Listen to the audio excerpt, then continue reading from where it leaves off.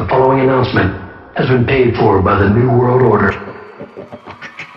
Remember this, when you're the greatest fighter in the world today, they got a name for you. They don't call you a great fighter, they call you Chael Sonnen and beat me, if you can. And after tonight, none of you in this ring will ever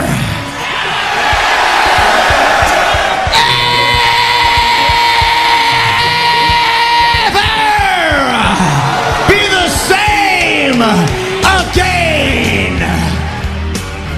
You're talking to the Rolex wearing, diamond ring wearing, kid stealing, woo, wheeling dealing, limousine right, jet flying, son of a gun, and I'm having a hard time holding these alligators down. Woo! I'm gonna drink a Coors Light. That's a Coors Light because Bud Light won't pay me nothing. And I have in my cold beer. You have your cold beer? If not, you are fucking jabroni. Wash it down with 1 beer, 2 beers, 3 beers, a shot of whiskey. Yippee-ki-yay, motherfucker. The following announcement has been paid for by the New World Order. Welcome to the Filthy FRB show. We're joined, of course, with Filthy Tom Lawlor and the Duff Man. How did Tom get... Wait, time out. I need to introduce you first. Todd Duffee. I don't All right, even now care. Go ahead. It's too late. You're already recording. Yes. How did you let Tom be the first in the name of the podcast? Like, how'd you do that? Well, I figured, since he's actually stepped in the octagon and he's been employed with them for 6 or 7 years, that Brian, you break news. Yeah, but, that's still it's not as impressive as fighting in a cage against somebody that wants to hurt you. Brian, you serve a real purpose. Todd, Brian breaks the news, I break the bones. All right, so I get to be first. Tom, I hear what you're saying, but we got a lot to talk about, buddy, because I got some problems with you, sir. All right.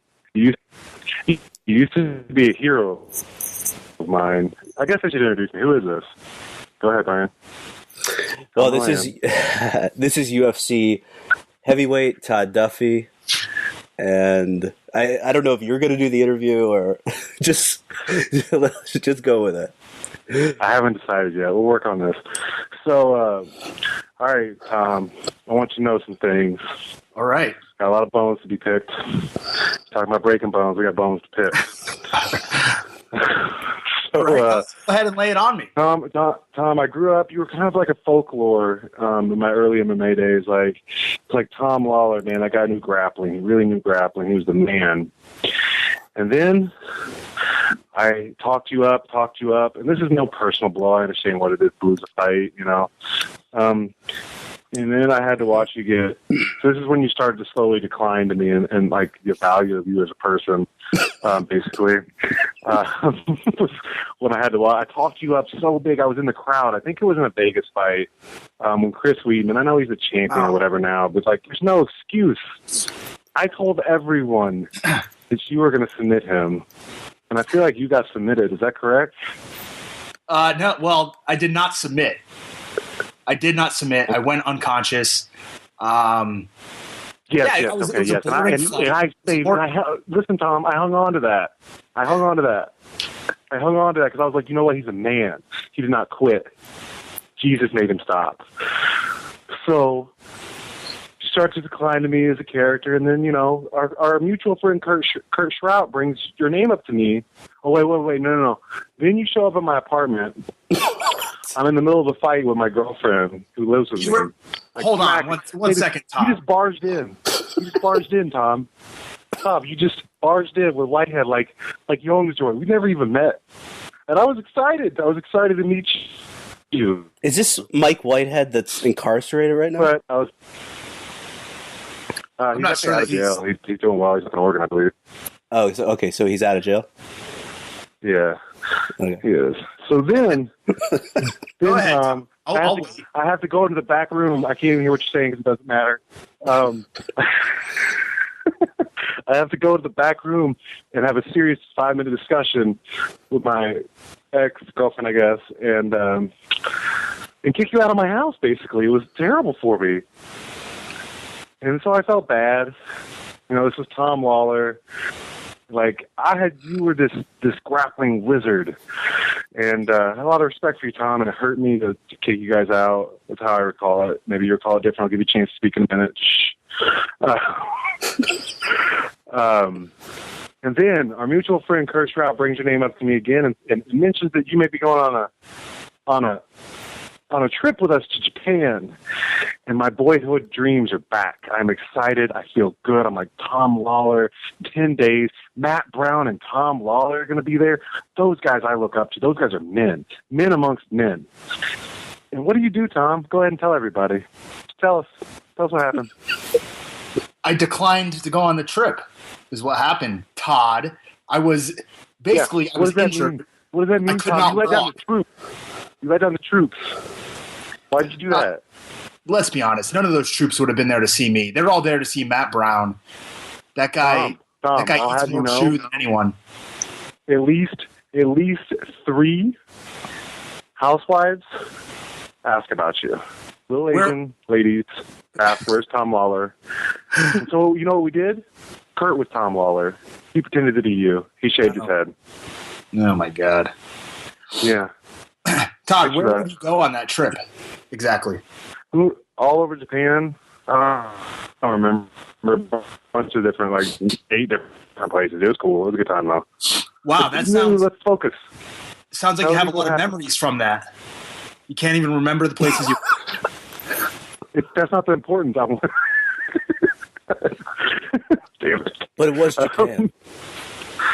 Yeah. No, but Tom, why didn't you go? I mean, you had a pretty good excuse from what I remember you telling me. Yeah. Tell us why you let down America. I was recovering from a torn ACL, and I had the surgery scheduled around the same time that I would have gone on the trip. I wouldn't have been able to do anything, Todd. There's no way I would have been able to even, I couldn't even have barged into your room while you were pillaging a woman years ago at your house. I mean, none of that would have been able to happen. I was in a heated conversation. There was no pillaging going on. It was a heated, serious, relationship-based conversation, as I recall. Anyways. Somebody was in heat. Torn ACL? Dude, I tore my ACL. You know what I did? I got up off the mat and said, man, I think I popped my knee. And I never had surgery. Really. Now, which fight was this? No, it was I was grappling with somebody. I was 22. That's not important. Tom, you let down America. That's what I want to talk about. How do you have you made up for that? Did you go? Did you go to Afghanistan or Iraq? Yes, actually, I did. I did go to Afghanistan last January. I went to Afghanistan and Kuwait, and I'm actually scheduled to go on another tour upcoming here, Todd, with my doppelganger, Kurt Schrout. Now, who is Kurt Schrout? I was invited on this tour. I just said, are you going in April? I believe it's February. Yeah, it's the end of February. I'm really sad I can't be there. I was supposed to be there, and now it's your turn. Go ahead and bash me. I was actually, I actually told Kurt that I would not go on the trip if you were going, so I'm glad that... Really? You're glad that I declined, because that's what happened. Just so you know, I had to text prove it. I appreciate it. Thank you very much. So, Todd, when you were pillaging this young lady, filthy Tom Lawlor... Brian, don't waste your questions. Remember, we only have 5. Okay. Well, this is a good one, though. So you're humbling this young lady, old country way, as the Iron Sheik would say, and Tom just walks right through the door? That's how it felt. It was really Whitehead first. And you can imagine this big... Whitehead is 290 back then. Beard, mohawk. It was a scary moment. Luckily, she was aware of who Mike Whitehead was. They had met. There was no pill. It was a conversation. One at that. She was Todd, pissed. I'm almost positive that you were wearing a Viking helmet with 2 horns coming out. And that's how I hang out in my apartment. That's how I hang out. Guess what I'm wearing right now? Ask me. Waiting. You better ask Tom, because I only got 4 more questions left with him. Yeah. I'm not going to guess what you're wearing right now. All right, well, I'll tell you. So I'm sitting here in a gifted wife beater and a heart rate monitor on. No pants. That's what I'm wearing. Just free balling, or? No, I like to have like tight underwear on it, just to support. It's nice. All right, so let's do this podcast. I'll quit messing around, guys. Go ahead. All right. Well, we've been recording for 10 minutes, but that's fine. So Todd, you've trained at every major camp. I mean, ATT, Extreme Couture, the one in Colorado that Carwin was at, AKA Bobby Heenan family. I mean, am I missing any? Hardcore gym. It's hard to say. I feel like you're leaving more out than anything. I never got to go train with the Golden Glory crew. Thank God, that could have really ended my career. Yeah, no, keep going. You got a question behind that? So, were you a big football prospect in high school? Like, how? What's your I should have been probably. Like, I was a stud. Like, I should have been. But like the team that I was on, we had 17 kids on the entire team. Like, they were talking about like getting rid of the football program before this. Like, it was sort of like a small town community. And this is my senior year. I was like a decent prospect. So it's like recruits don't come out of Southern Illinois. You know what I mean? Like, it's just unheard of, and it's just not, they don't recruit there. But I did get some decent looks. Like, I think Mizzou looked at me, U of I. They had like conversations with me at least. But I ended up leaving high school early, and I wanted to stay close home to mom. So I ended up going to SIUC, Southern Illinois University of Carbondale, to go play. They were like D1 AA, but they were like last year's national champs. So I thought I would like to be able to start immediately and kind of just go that route. And I'd be able to stay close to home. Thank God that didn't work out. Well, what happened? So really what happened, I was in doing spring training. I got to put my helmet on one day of practice, and I was having trouble with one of my arms. I had bad stingers from high school. And so like I was having trouble like on my bench press, I'd like press one side up and the other side would like take some sweet time. So the trainer makes me go get checked out. I'm like just turned 18-year-old kid, trying to prove himself or whatever. And trainer goes and makes me checked out. They end up giving me an MRI, and it shows old cervical fractures. And so they were able to yank my scholarship away in my spot and give it to Brandon Jacobs, who ended up Brandon Jacobs was like this big stud guy who got in trouble at some D1 school and had to move down to D1 AA because nobody wanted to deal with him. Is it the guy that playing for like? Was he the running back for the Giants? Yeah, he ended up playing for like the Giants, but then he had trouble. Like I read recently, like he ended up he had to sit out a year, and he's like I don't know anything. I can't say. So sorry, Brandon. I'm not trying to talk badly about you, but he's like kind of a troubled career. I think like he's a star athlete. Like he was a stud. You'd have to tell me more, but that's the guy, yeah, Brandon Jacobs. So they ended up yanking my scholarship and giving it to him, thinking that I would stick around because I was like a hometown kid. I grew up like 15 minutes away from this college or whatever, but I didn't. I left. But Tom, don't you think that was a good idea to yank his scholarship to give it to a guy that made it to the NFL? I don't see how you can look at it any other way. I mean, quite frankly, when you were talking, Todd, about how not a lot of people get recruited out of Southern Illinois, right? Maybe there's a reason why. Did you ever think about that? Well, yeah. I grew up. Yeah, I think about it often, yes. Todd, I went to school in a state that is loaded with football powerhouse programs in Florida. Right? Uh-huh. You should know that. You live down there, right? Sort of, yeah. That's another story to be told later, I guess. Yeah. Well, we have time. So. Oh, boy. But you could see the level of athletes that come out of that state, right? Yeah, I get what you're saying. They're okay. That's what's it. I was a diamond in the rough, Tom. Like, what do you want? Like, I was the rose that grew through the crack, the concrete crack. I don't know how you don't see that. Well, I see it now. All right, thank you, Tom. Well said. So where are you living now? How do I think So I had some like real bad health issues again from my fight, this last fight. So at the end of my fight, like a month before we closed down my gym, I was running me and my partner, we opened up a group fitness gym down in Boca Raton. I think it's been well put out there or whatever. And we ended up closing it down probably like about a month before my fight. I don't even want to get into that. But so we ended up closing the gym down, so that was really like what was kind of keeping me down there, keeping me like low financially and all that stuff. So I kind of am sitting. So after my fight, whatever, I deal with these health issues. I'm like, oh, I'm going to go back to my mom, spend some time in Atlanta.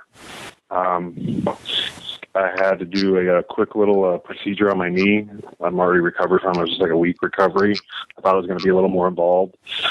So I'm sitting at my mom's in Atlanta trying to figure out my next move. It's a pivotal point in my life, I think.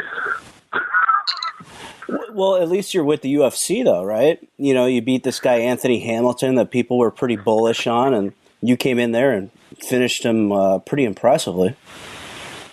Yeah, I was shocked, man. He was willing to trade with me, and at some moment I relaxed as soon as I realized it. Like, I was pretty, you can even see it in the first couple exchanges, I was pretty tense, and then that last exchange, there was like a dual exchange, like where I threw like a 1-2-3, and he backed away from it, and I shuffled in and finished. But like that's about like right when I relaxed in the fight, and I got, you know, I guess I don't know if you call it luck, but I mean, it ended up being an easier night than I expected. Yeah, I got the finish. Yeah, I guess it was like 2009. I was out in Portland, Oregon, and you were facing Tim Hague, I think, and you knocked him out in like 7 seconds. And after the fight, Dana said that, you know, you were going to be fast tracked. You remember that comment from Dana? I try to forget about it because it just hurts emotionally to think about what could have been. And, you know, I remember. Yeah. Yeah. Do you have any memories of that, Tom? That was a pretty nice knockout. Yeah, memory. I mean, it was a long time ago, and the fight did go on for a very long time. So you could really gather a whole lot about both guys from that 7-second fight that went on. I do remember that, and to jump forward a little bit, and not to bring this interview down, but I was present for Todd for your next fight. Oh God! On the bring it up. I deserve this. Let's go. Well, hey, you want to bring up? I mean, I got laid out by Chris Weidman there. I mean, but what do you expect from enhancement talent like myself? You know, I'm like the well, I was going to say the Steve Lombardi of the UFC, but I'm not straight. So. You're not gay, yeah. No, not that I know of. But maybe I just haven't met the right guy yet.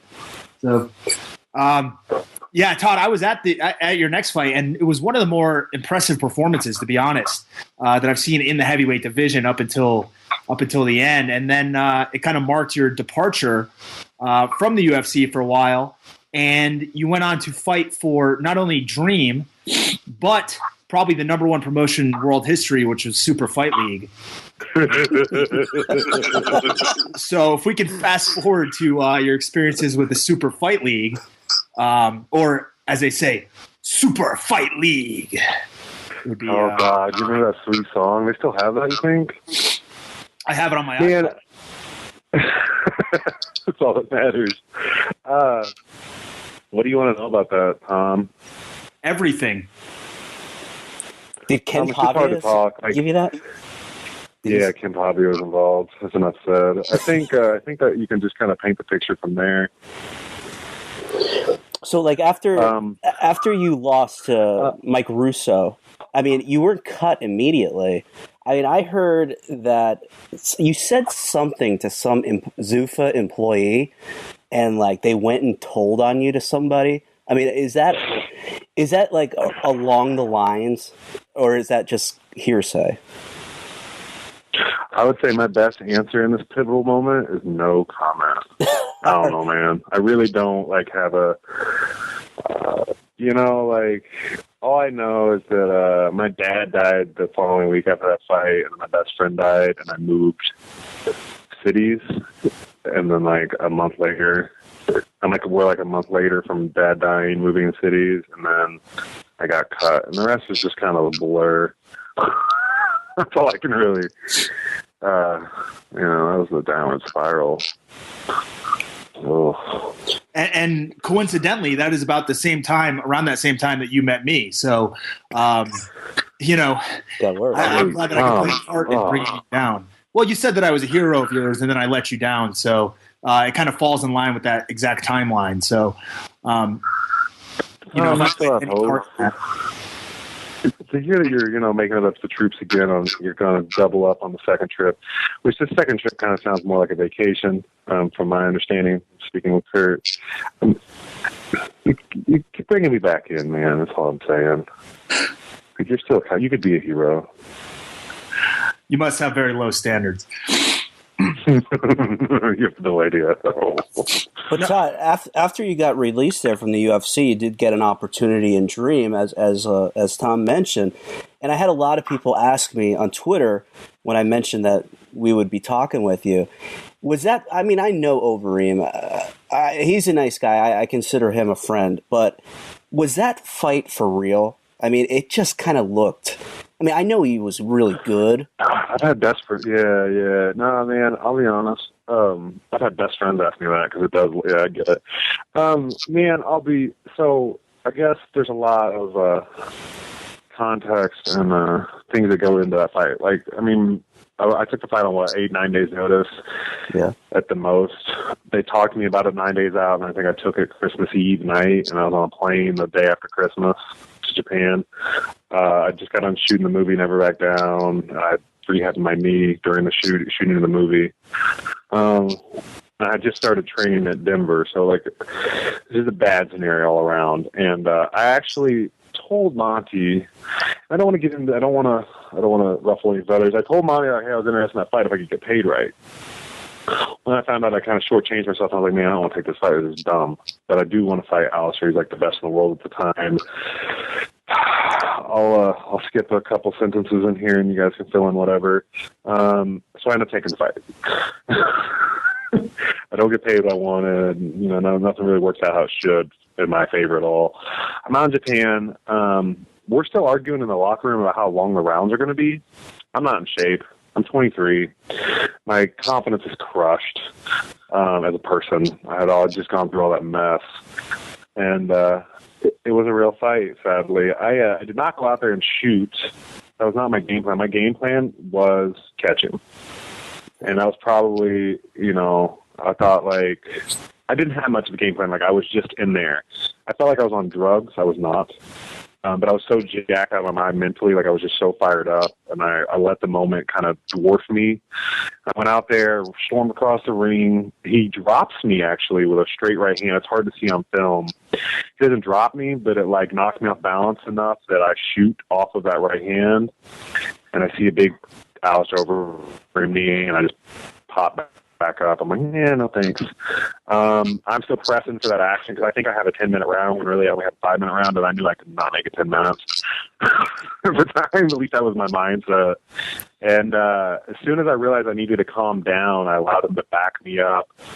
Everybody thinks that knee's what finished me or whatever. The knee never even hurt. I blocked the knee, it just picked me up because it was like forceful enough to get me off about an inch off the ground. And when it did that, it froze me when I landed, and that's when he cleaned me up with that combination. I wish I could tell you that I bet on myself or I bet on Alistair, and but nah, man, he beat me. It sucks. That's my story. Now, what were your memories of that fight, Tom? Mike Whitehead was there.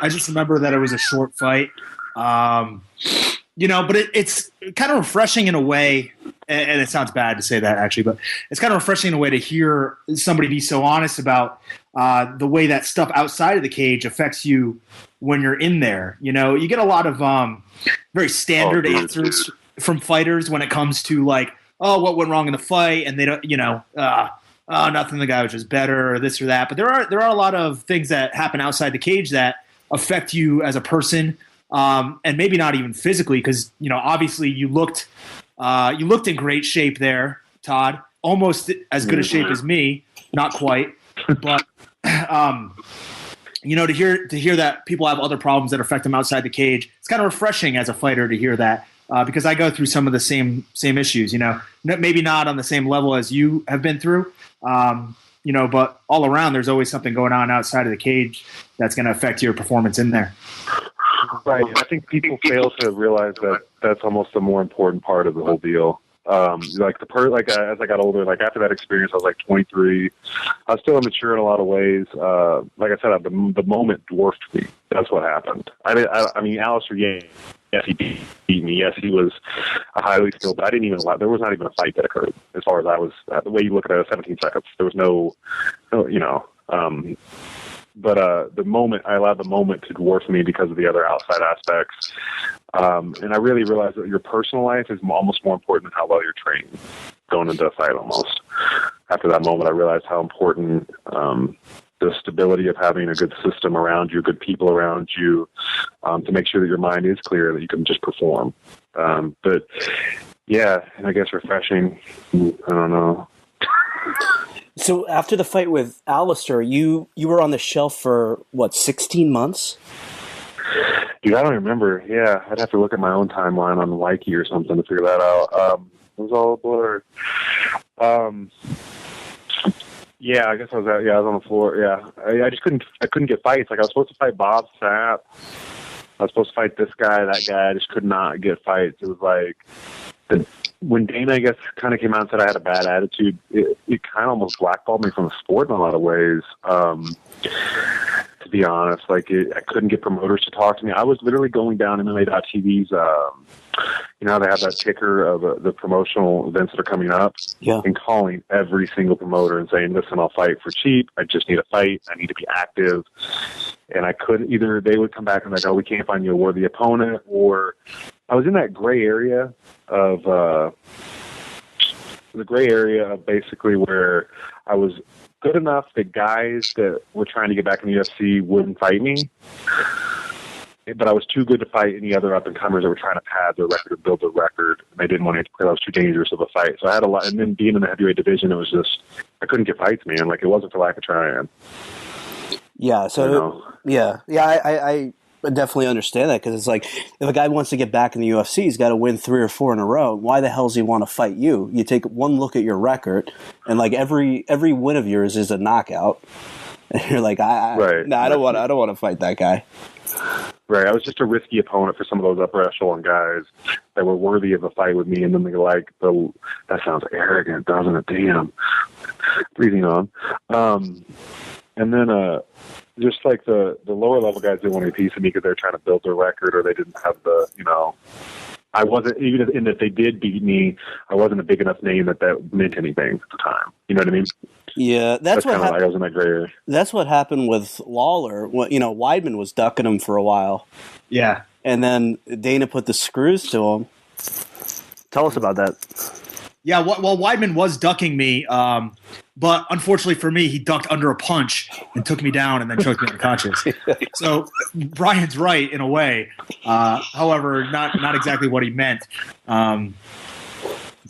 So yeah, Dana kind of put the screws to Weidman and made him take me out. I don't think he wanted to do it, to be honest. I think he was kind of adverse to it.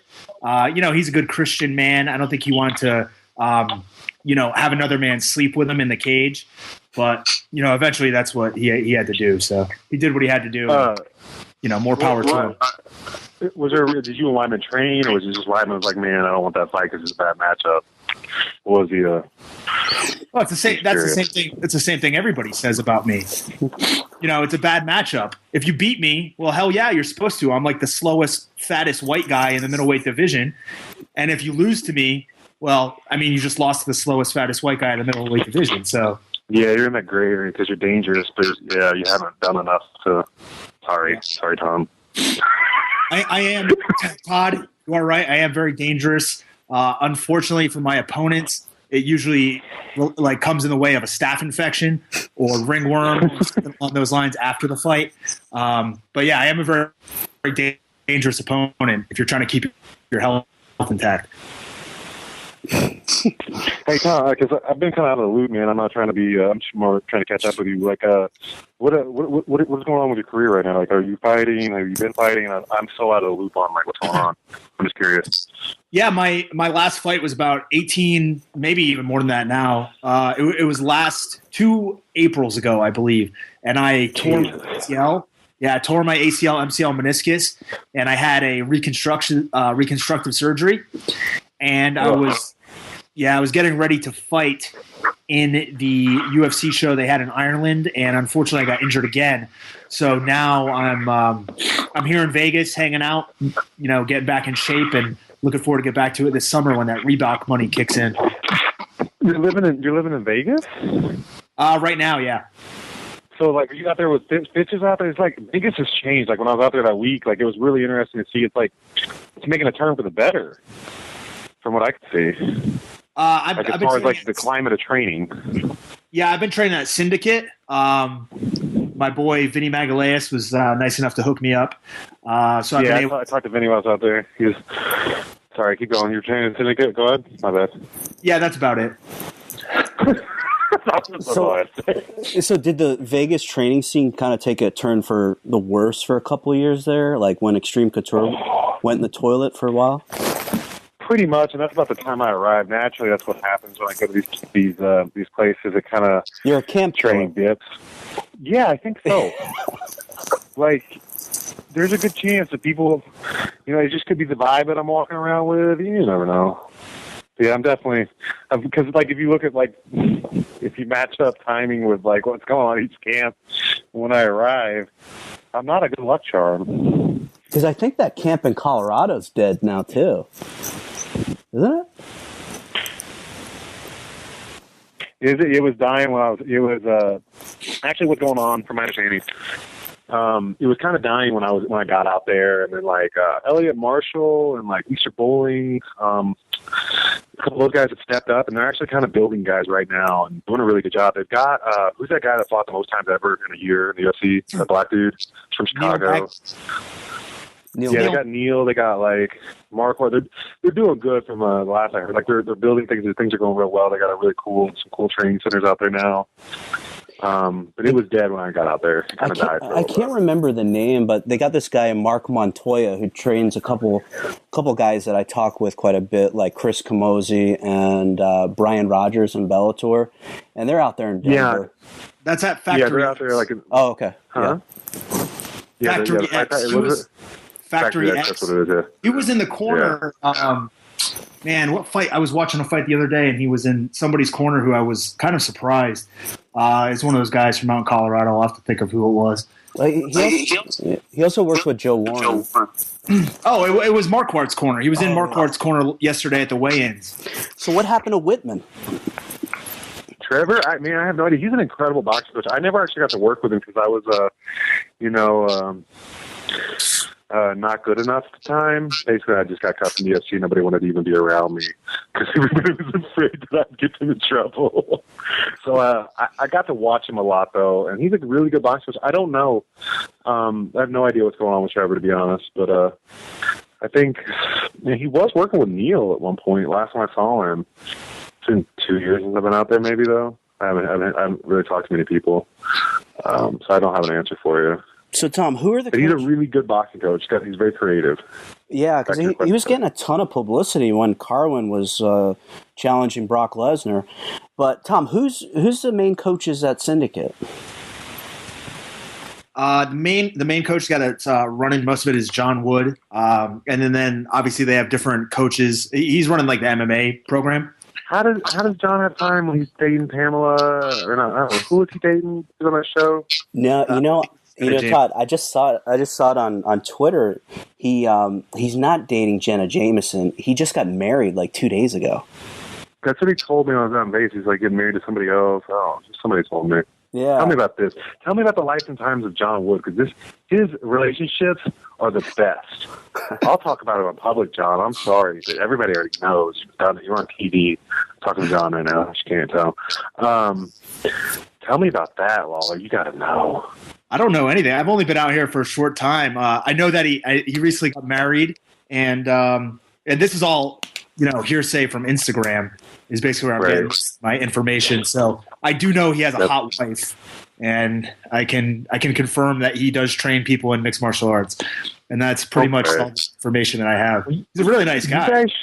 Yeah, he's awesome. He's one of the coolest guys I know. You guys should go out for like a cup of tea and catch up on his relationship status. So it's got to be interesting. Yeah, maybe. I mean, I'm not much for gossip though, Todd. To be honest, if I'm gonna find out, if I'm gonna find out some stuff about the relationship, I'm gonna go right into the heart of it, and I'm gonna show up while you're balls deep in your girlfriend. With Mike Whitehead to find out what's going on. Mid-sweaty marital dispute. Oh. Todd, this is kind of, this question might be a little off, but it says, you grew up down in southern Illinois, correct? Yep. And you were born in Indiana. Yes, Evansville, sir. Okay, so that was around the area where hook and shoot was big. Is that correct? Yeah. Well, Jeff. Somebody help me out with his last name. Osborne. Jeff Osborne. Yeah. All right. Sorry. So yeah, it was right. It was Evansville, Indiana, is actually right where hook and shoot was. Not the question you had, though, so I probably cut you off. Hello. What did you have, Tom? I'm sorry? What were you asking him? Oh, I was wondering if he was a fan of hook and shoot as a youngster, and I'd also like to add that hook and shoot's going to be on the UFC Fight Pass. Apparently, UFC's acquired their library along with a bunch of other promotions, including like Pancrase and TKO and some of the other international companies. But I was wondering if you were a fan of hook and shoot when you were a kid, because, well, hell, I was, and I was in Florida, so. Dude, I was so sheltered and stupid that I didn't know, because it was like an hour and a half away from where I grew up, and I was so involved in other sports. I missed out on a lot of that. I didn't really find out about hook and shoot until after I was involved. And when I got down to Atlanta, I started doing some martial arts training. My brother went to school at Evansville, Indiana, at USI, and so he was involved. He's actually how I learned about hook and shoot. But to comment on that Fight Pass situation, that's awesome. Anybody that's a super fan will love that, because the hook and shoot, like Misha Tate got her first fight in hook and shoot. Is that correct? Broke her nose. I believe I was there. Possibly, yeah. She got head kicked. I think she got head kicked and knocked out, or she knocked out somebody with a head kick. The whole hook and shoot era is, huh? You believe you were there, or you were there? Your memory is kind of piss poor. Now that bad. It's bad. If you want to have if there's anybody that might need to, I shouldn't be in the fight game. It's bad. This interview is just filled with optimism on all ends. But Tom, Todd is actually right. Misha Tate made her pro debut at Hook and Shoot 2007 in Evansville, Indiana, and she beat Jan Finney, and then she got knocked out a head kick by Caitlin Young. Tournament, yeah, I was there for that, Tom, live. That is pretty impressive, I must say.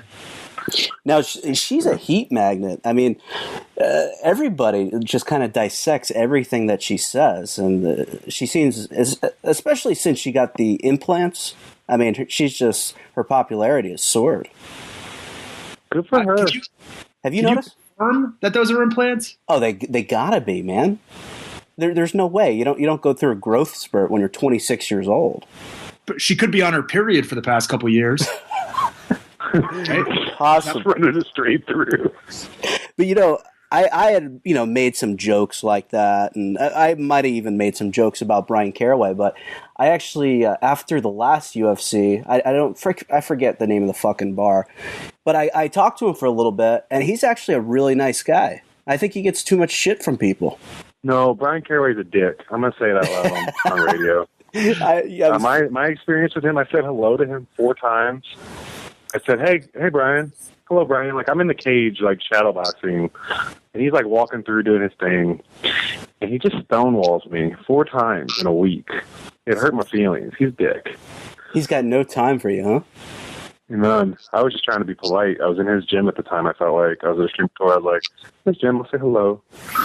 But from my experience, he may be a great guy and just too busy for me. Yeah. So, Tom, who else in the Vegas scene is just a complete asshole? You got anybody? No, I haven't run into too many guys. I will say Tom Lawlor. Yeah, Tom Lawlor. Besides me.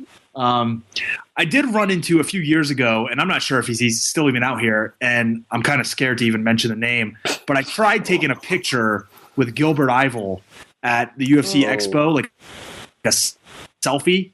Yeah. And he totally just blew me off. Yeah. And kind of like, you just walked away like I was some scrub, which I mean, I am technically, but I mean, well, he could have. In all fair, you've won more UFC fights than him. That's true.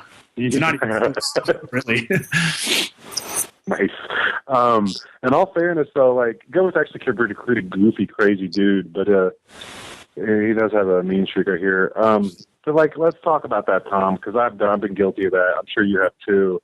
I mean, how many times do you have the people just pulling you 19 different directions and you're just trying to get something accomplished?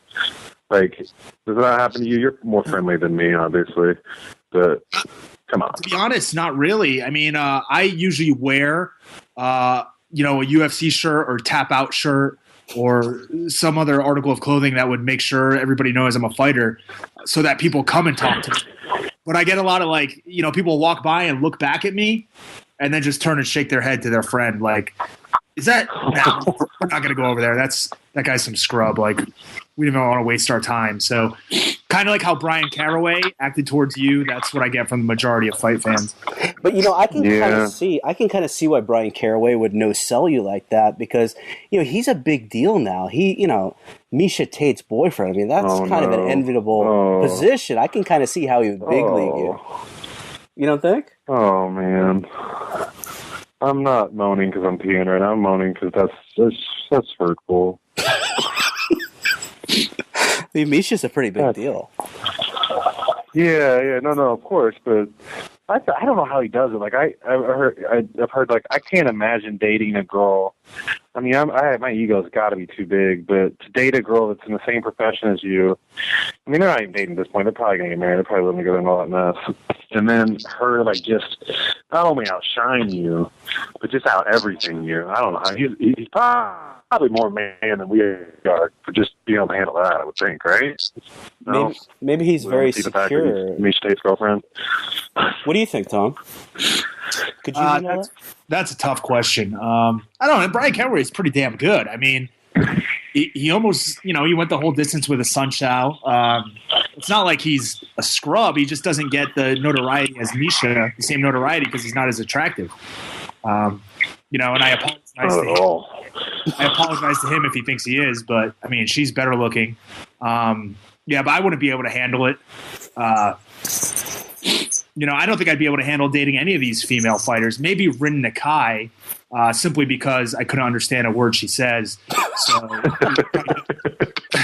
you probably get her. Now, how about a WWE diva? Oh, God. Are you kidding me? Sign me up. You guys are both wrestling fans, though, right? I think. Yeah. That's the impression I have. If somebody put Alexa Bliss in front of me right now, I'd be going to jail. Is that a porn star? No, it's a WWE diva in NXT, Brian. Oh, okay. She was a fitness model as well. She's unbelievable. Yeah. I think everybody is a fitness model now because of Instagram, though. Well, speaking of which, you yourself, Todd, were a fitness model, weren't you? I may have some experience in the modeling industry. I will translate that as you did have some experience in the modeling industry. Is that what you said? I mean, I'm not saying I didn't take some pictures. So, did you have to do one of those casting couch things with Pat Patterson to get that cover of Muscle and Fitness? I can't recall. Sounds like a yes. I don't remember that time of my life. Now, Tom, did you hear how Did you hear how Virgil got his job at WWE? I have heard about this. You heard the story? I mean, I heard that he was in Pat Patterson's office and Pat Patterson asked Virgil if he could see his cock. Yeah. Is that the same story you heard? Yeah. Yeah, I heard it. I've read and heard that it was more than that, but I was neither there to confirm nor deny. We could, like I said, we could try to get a hold of Virgil's twin brother Vincent from the NWO and see if he has any information on that story. But here's the thing: I wanted to get Virgil on the show, but he charges $1,000 per radio spot. What am I doing with my life? What? $1,000. I'm doing this for free. I know. You've very clearly never been the $1 million champion, Todd. No. Very true. Now, Todd, did you ever consider getting into wrestling? Because, you have the right look for the WWE. I don't think I have enough personality. Let's just leave it there. Tom did ask if I was comatose when you guys called earlier, which I am a little tired. But, what happened to me when I got cut, the only experience I had was, everybody's always tried to push me that route. But, I was a fan up until I found out it was fake. And I was about 10 years old. I was pissed. I was mad. Real mad. Long story short, who's that guy that does all the stuff down in Tampa, right around Utah? Briscoe? Jerry? Jerry. Yeah, Jerry and me had a couple phone conversations, but my ego was so messed up, and I wanted fighting so bad that I couldn't. It probably would have may or may not have been a better career move. Who knows? That was it. He told me I'd come out for a tryout and whatnot, and I just never really wasn't interested. Wasn't for me. Yeah, he travels the country, recruiting guys, football players, fitness models, wrestlers. He's still going at it strong. Yeah, he's a man, apparently. Not. So, all right, this is boring. This is awful. I'm sorry, guys. Brian, you're a mystery to me. Yeah. So I got questions. Sure.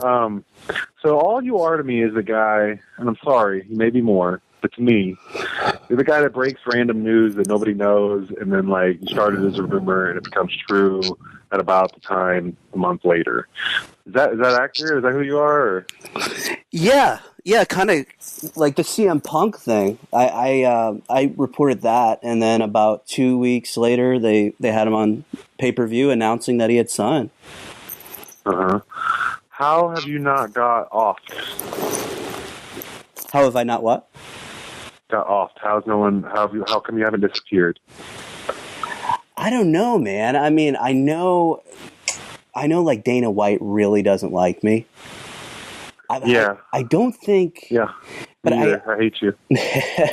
But I get the impression that a lot of people kind of secretly kind of like what I'm doing. But it's fun for him, yeah. That's kind of it looks like because you've developed almost like a following of fans. Even I follow you on Twitter, I think. Yeah. I don't even look at Twitter. I just go on there and say weird stuff and disappear. Yeah, and that reminds me. You were the most difficult person to get on this. I'm reading your responses, and I'm just like, is this, what the fuck is wrong with this guy? What do you mean? You just talk in circles, and I'm like, do you want to talk or no? And you're like, well, I get to ask the questions, and I'm like, oh my God, what is this guy talking about? I was bored. Twitter. How can you take anything serious on there at all? No, but this is when we were trying to set it up, when I was texting you or DMing you. This was what? This is when we were trying to set this up. Yeah, that's the funnest part, messing with you. But I'm a big deal. You can't mess with me, man. What are you going to do? I've already, I don't know. Yeah, you're right. I shouldn't even be talking to you. You might get some heat from the office. You took. I think the best part is that people take that all serious, and that's I guess it is. That is my online personality. I should probably tighten that up a little bit, huh?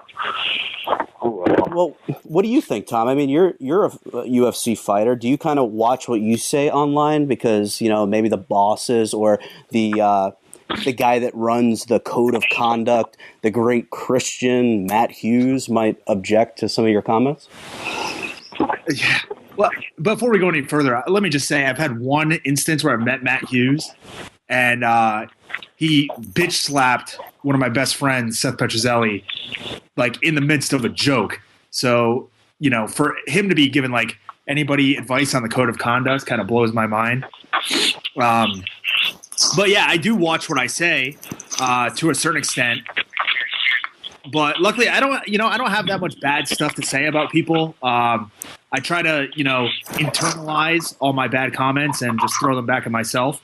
So, get a lot of self-deprecating humor from me.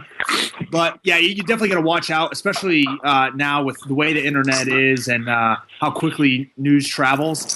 And with so many guys under a contract, you're kind of like, you got to watch yourself. You're dispensable to a certain degree unless you're one of these top guys. So there is some stuff that I hold back, but it's not anything bad against the UFC or anybody else really. So what about you, Todd? Do you like consciously say, maybe I shouldn't write this or? Brian, we've been on the phone for like at least 20 minutes. Do you think I think before I speak at all? Very little.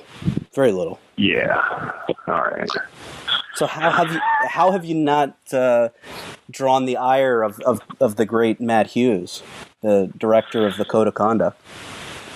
I don't know, man. I went up to the Matt Hughes training facility. Oh, you were there too?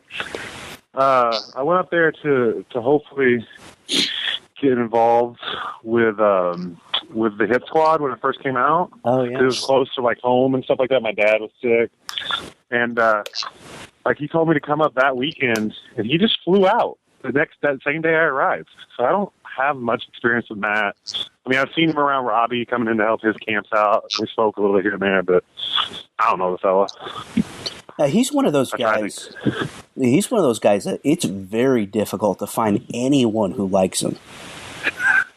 I mean, it's next to impossible. I thought that was me, but damn. All right. So Brian, let's get back to you. So talk to me. Like, so you're a pro wrestling fan first at heart. I'm just making an assumption, obviously. When I was got involved in the MMA, and you weaseled your way into the hearts of these fighters, or like, how are you getting the information, man? Well, I just started going to a lot of these shows, and I think when I met Tom, I think it was UFC 111, GSP, and Hardy. And this is correct. Yeah, a lot of these things just kind of develop just sitting in the bar talking fights and stuff, and then you go to enough of them, and they kind of remember you, and you just kind of build a little rapport with them, and they're willing to share some information. But a lot of times, information that's shared, it kind of benefits their agenda. So you kind of have to be careful with what's put out there. So you're saying you get your information directly from the fighters? Well, usually fighters are not the best source because a lot of them don't like to gossip too much, and they don't know if something they say will get back. Love gossip. So it's more the managers love to talk. Huh? It's more the managers. Yeah, it's always the managers. Actually, you're right. Yeah, 100% the managers. Always. I have more questions for you, man. So that time that I met you, Tom, we were at what, Newark? Was that there? Yeah, I was gonna bring that up. So Todd, let me tell you this little story here. So I'm on my way. Does he look like a troll? No. Oh. Well, it depends. Go ahead. I mean, what kind of troll? There's a variety of trolls. I mean, are we talking like a treasure troll, or are we talking, like a velocity gnome? I mean, there's a lot of different things. Travelocity. I was hoping for I love treasure trolls, man. Those spiky hair, those are cool. He couldn't be that cool. Oh, come on. Sorry, man. All right. So Todd, let me tell you the story. I'm on my way to Newark, and I'm going to meet up with my friend, who's just so happens to be at the hotel bar. And he goes, "You got to get here." I'm sitting next to this guy, and he knows everything about the UFC. Everything. So I show up, and there's like two people in the bar, and it's my friend, and it's Brian. Lo and behold. And I start talking to him, and I'm like, holy shit, this guy knows more about myself than I do. Right. That was it. That was the first meeting, and ever since then, I've been a fan. That being said, I found out that I wasn't fighting in the Germany card via the internet. Brian probably broke that news for all I know. Who are you supposed to fight? I was supposed to fight Mustafa Al-Turd. Remember when they signed Crow Cop out of the blue? And they, he's obviously quite a bit bigger of a draw than I am, so... Yeah, they brought him in, and then didn't Crow Cop like turn on the UFC and said he was going to leave, and then Ariel Helwani like cut a promo on him that he took a lot of heat because he buried Crow Cop. I remember that. I remember that instance, right? Like Crow Cop I thought he was under contract, but then they started saying that there was some sort of contract issue, and I'm not sure exactly what happened there. I think what was happening, they were having trouble selling tickets, and apparently there's a large Croatian population in Germany, so they said, oh, we'd better get this guy to save the card. And so they brought him in only for one fight deal, and then he said, no, I'm going to, I don't know, maybe he was going to Dream or something? I can't remember. That could be pretty accurate, but all I remember is Cole Miller getting a picture of Crow Cop and me thinking I came to Germany and my corner's getting a picture of the guy that took my fight. I think that's actually pretty accurate though, because like that Germany card, like UFC 99, I remember like they were getting a lot of kickback from the like citizens and whatnot of Cologne, Germany. Like it was like not initially they were having trouble getting like, because I guess Germany's very conservative since what they did to the rest of the world. They feel bad about that. Yeah, like if you were under 18, you weren't allowed to attend that event. Right, I think that, there was a lot of like weird stuff going on like that. But, I mean, they've gone back since, so I'm sure they're doing good, right? Well, I think they went to Berlin, and, it was a kind of a shitty show. I mean, it didn't really have much on it. I guess they sold 7,000 or 8,000 tickets, which is pretty good, But they haven't brought anything major. I know they went to Dusseldorf. Dusseldorf, as well. Because I remember... Was Yushin Okami on that against Mark Munoz? I believe it was maybe Okami and Marquardt. Oh, okay. Does that sound right? I could be wrong on that one. Yeah, I know Yushin won a fight over there to get the Anderson fight, I think. What are they doing bringing Yushin to mainline a card in Germany when they're already having trouble? Just saying. I like Yushin, but he's boring. Yeah. You guys know about the story? Chael Sonnen's mom pulled a gun on Yushin. No, but this sounds awesome. Yeah. So she, her husband died about 10 years ago. Pat Sonnen is Chael's dad. So she lives alone. Okay, and she knows her way around a firearm. And this is when Yushin was training with Chael. So Chael would have a full house, so Yushin would stay with his mom because she has this big house, big property, and it worked out well because she had an empty house, and Chael was like, oh, it's good to have some protection around my mom, and but Yushin doesn't tell Mrs. Sonnen, Claudia, he doesn't tell Claudia that he's coming over to her house that night. So she has no idea. So he just walks in the house, because it's Oregon, they leave the doors open. And so she hears him kind of enter the house. So she goes into her bedroom, locks the door, and takes her gun out and starts yelling at him through the door, like to get the hell out of there, or else she's going to open the door and start shooting. But Yushin doesn't understand English. So, I mean, she tells the story a lot better than me, but so Mrs. Sonnen pulled a shotgun on Yushin Okami, but everything worked out.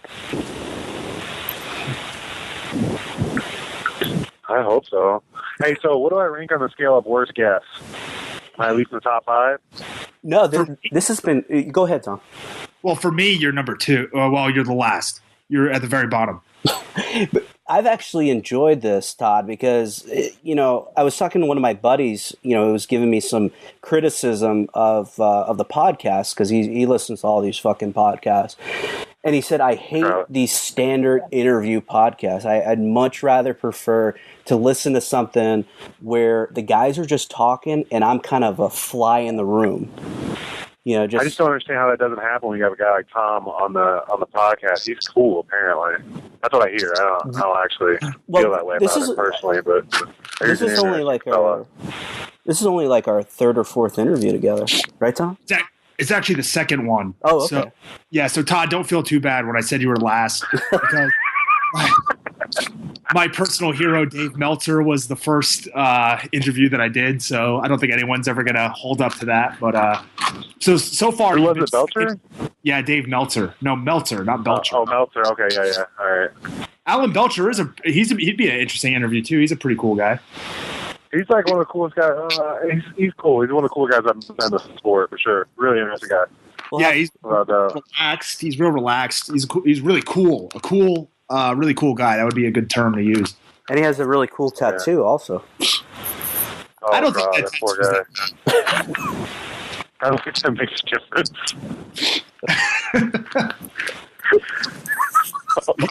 You don't think my endorsement of his tattoo is lifting him up, lifting his spirits? So, Todd, who would you like to see Tom dress up next when he makes his return to the UFC?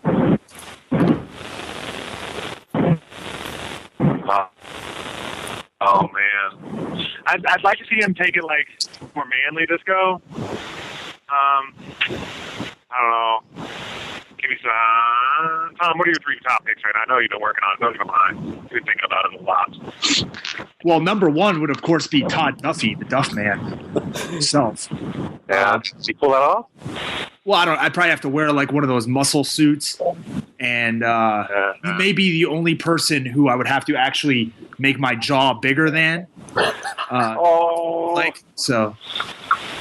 What do you? Well, you and Antonio Bigfoot Silva. Yeah, his face is bigger than mine, actually. Yeah. I guess those would be. Hopefully.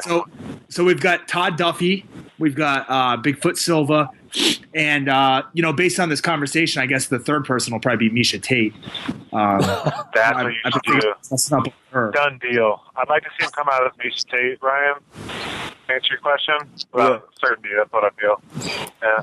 Well, Tom, put in Miesha Tate before and after. You got your computer in front of you. Yeah. Well, I have mental images as well, Brian. Okay. Don't worry. They're stored away. I've got a special bank just for them. And for some reason, Kat Zingano's picture comes up when you put in Miesha Tate. I mean, look at these fucking arms on her. That's probably not what I'd look at first. But. Well, she's got some fake ones, too. Can we talk about her? I think so. That's a crazy story, Brian. You want to tell it? I want to hear more details about it. I'm sure you know more about it than I do. You're trying to make me step on a landmine, and no, I'm not going to talk about that. I was just asking. I was very curious. She's cool, man. I've got to meet her a few times in the room with her, training room. She's a cool chick. I don't know much about that. I was actually going to... it's a landmine, sorry. I mean, I was curious the only thing I know is like they had filed for divorce in October, and then he committed suicide like in January. Well, I mean, if she wants to feel better about it, I killed my own father by losing to Mike Russo, so she shouldn't feel terrible. Like, it gets worse than that, I think. Yeah, that's a shame. I feel bad that you lost your dad there. I mean, you were, what, 25? No, it's my fault, though. We actually got to share the same emergency room. So it was comforting, I suppose. I was there the next day with him. Now, Todd, to go back to it, obviously. Todd, to go back to that fight with Mike Russo, being a kid growing up in Illinois, I mean, did perhaps the fact that he's a cop in the state of Illinois, did that play into it? Were you kind of scared when you get out there in the octagon? Did you have some, some reservations? I did build him up quite a bit to be something he wasn't. Maybe that helped. I think I just went in there to fight a box, and the reality of that fight, not to like make this an unfun answer or whatever, but I went out there and did everything I wanted to do in what I came out there to do. The problem was I didn't look to finish him, and I didn't go outside of just boxing. I should have fought him. I had a little knee injury. I tore my MCL like 3 weeks before. I'm sure your good friend Mike Wyatt told you that because he did it. But yeah, I mean, like, no, him being a cop, I could have made, whatever. I hate that fighting. All right. My entire life is now trying to not make that the pinnacle of my career. I hate to be the buzzkill here, but we gotta throw Todd off here so we can get to Jeff Aronson, your former manager there. Is that okay, Todd? And Jeff will hopefully bring some energy because I have none. It's fine by me, guys. I hope this was decent for you. No, I good thought for you. It's good for me.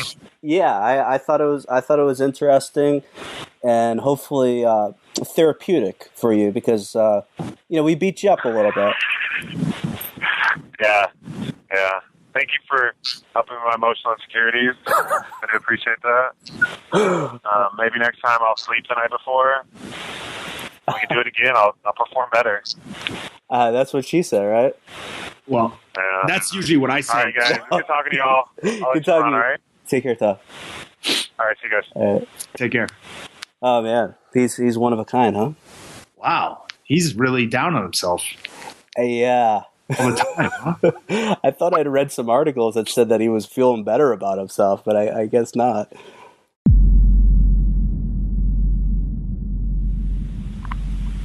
All right, we got our next guest on the line with FRB and Filthy Tom Lawlor. His name is Jeff Aronson. He's the CEO of Titan FC. How's it going, Jeff? Great. How you doing? How you guys doing? Good, man. Thanks for taking the time, of course. And just wanted to dive right in because there's been some talk about Titan. You canceled one show or two shows. I don't know exactly. So it caused some people to start talking about the future of Titan because, we've seen a lot of promotions kind of go by the wayside. So I just wanted to get you on to get it directly from you. What's going on with the TV deal? Yeah, so I really appreciate you having me on to talk about it because it was actually one show that was canceled. It was the January show. There never actually was a February show booked. And then in March is Mobile Arrow Fest, which will basically be a Titan Night of Champions, where I believe it's 4 title fights that night. So it's also a massive event for us, a week-long, festival in Mobile, Alabama, benefiting the Wounded Warriors and all that stuff. So, that's taking the forefront of what we've been doing. But as far as the TV deal goes, it seems like everybody had something to say about what was going on. Truth of the matter is, I have a TV deal with CBS Sports Network. I have the option for another 14 shows on CBS Sports Network after this next show. We also have been approached by 3 or 4 massive organizations to put Titan on, and we're in negotiations and talks with them as well. Also securing international rights and distribution worldwide. So, any talk of Titan losing its TV deal or anything else is completely false. And if anything, this is far better for the fans and for the fighters, which is something I've always stressed from day one when I purchased the organization. Jeff, can you talk a little bit about some dealings with Netflix, perhaps, that you've had? We've been dealing with a lot of people. There's been a lot of negotiations going on. A lot of people have been approaching us. At this point, I wouldn't want to name names of people that we're actively talking to, but there are definitely different digital platforms that we've been speaking to, and it's kind of exciting because we're on the cusp of this new digital world, and things are really transcending over into that. And I think Titan is in position to be one of the front runners in that side of the industry. So we're looking forward to it for sure. Do you think that perhaps there'll be a move towards, as the media world changes, as far as digital subscription services and that sort of thing goes, you think there's going to be a change in the mixed martial arts business towards that model, perhaps, rather than being broadcast, live on cable television? Yeah, I think now with all the smart TVs and Apple TV and, all the different avenues that people have through Xbox, through, PlayStation, through, all the different avenues of getting, things like Netflix, like you just brought up, or things like Fight Pass, or all different type situations. I think it's now becoming more the norm than it is becoming obscure. It's certainly, technology in the last 5 years has progressed maybe more than it had in the last 100 before that. So we're seeing a digital world, we're seeing a new world, and I think we're right on the forefront of it with what we're doing and people that we're speaking to. So, I'm really excited about it. Yeah, Jeff, I think you're right. You're headed in the right direction. Like with this, I think they call it over the top programming. Right. Going through like Netflix, that's called in the industry. And I think it's definitely the future because, I've only gotten into it like Netflix and the WWE Network and Fight Pass. I've only kind of discovered it within the past year or so. Like I didn't, and now I'm like, wow, this is great. And I barely watch cable. So I think it's, and I'm young, I'm in my early 30s. So I can just imagine maybe some people that are older, they don't want to change, but I think, people will be more open to change going forward. Yeah, I totally agree with you. I mean, I'm 42, so I'm a little bit older than you are. And I don't know how many people know or don't know. I was the founder of Cash for Gold. If you remember, a few years ago, we did the Super Bowl commercial with MC Hammer and Ed McMahon. And, sure. We were the largest buyer of TV media in the world for 4 years straight. And in those days, there would have been no thought put in whatsoever of going through these other platforms to advertise or to monetize or to do anything like that. And with the speed that this has caught up, over the last 4 or 5 years is just absolutely amazing. So, where we're looking at something that used to be highly rare that somebody would be using it today. Like I said, it's the norm. My kids go up to the TV, they put on their Apple TV or whatever they're using at the moment. They look, they're watching YouTube on TV, they're watching Netflix, they're watching all these different programming outlets in this virtual world, and it's great. I mean, it's just more and more choices, and places like Netflix have massive pockets, and there's a bunch of them that do that, and they're buying original content now, and it's going to be something interesting. I mean, WWE did it, like you said. UFC has done it with Fight Pass. So, I mean, I think we're seeing the trend going that direction. Yeah. And speaking about, these new things that come up in the sport of mixed martial arts, Jeff, we've seen kind of a surgence of the female mixed martial arts community due to Invicta. And there were, some dealings between yourself and Invicta where you've outright said that you tried to purchase the company from Shannon Knapp. Can you talk a little bit about that and about your stance on women's MMA and where you see it going in the future? Yeah, for sure. Well, just to be clear, I never tried to buy Invicta from Shannon. I tried to partner with Shannon and be with her in Invicta. I think Shannon is awesome at businesswoman, and she has a great product. So it was a no-brainer from that standpoint. Personally, I love women's MMA. I love watching it. I love the fights. Through Alchemist, I was lucky enough to participate in the first women's fight in the UFC. Alchemist manages Liz Carmouche when she fought Ronda Rousey. So, I've been around it, but I truly, myself, do not know enough about the young fighters and the vets to go after doing any female fights. On the flip side, Scott Cupworth, who we brought on to join Joe Wooster as one of the matchmakers over at Titan, is very versed in women's MMA, loves it, and keeps telling me he's going to start looking to do some female fights.